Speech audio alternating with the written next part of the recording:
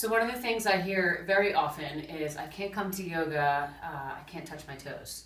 So today we're going to break down the standing forward fold, which is a great pose to help with that. It stretches out the hips, the hamstrings, the low back. A lot of us have tension in the low back. It strengthens the knees and the thighs. It helps with digestion. It helps with reversing the blood flow as our head is lower than our heart as we forward fold.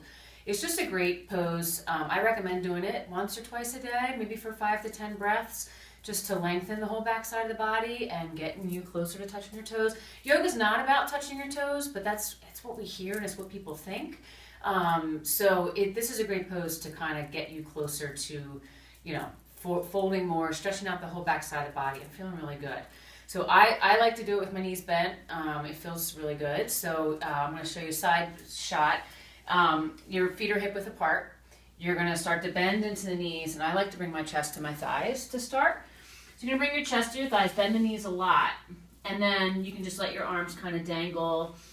Tuck the chin so the neck gets the stretch, and then you can start here. So you can bring your hands to blocks if you have blocks. You can rest your hands here. You can take you can grab opposite elbows and make a little frame around your face.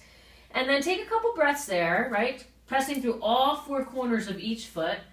Maybe shifting your weight a little forward. And as that gets better over time, maybe you start to lengthen the legs a little more. If that's too much, if you feel it a lot in the backs of the knees, keep the knees bent. If your shoulders are tight, you can interlace the hands behind the low back and stretch out the shoulders, maybe with bent arms or straight arms.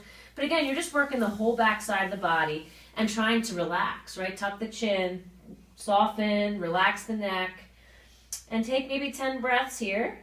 And then to come up, bring your hands to your hips, press through your feet, and come all the way up to standing. If the little back bend feels good, you can kind of press the hips forward, roll the shoulders back, and take the gaze up just to counterbalance that a little bit.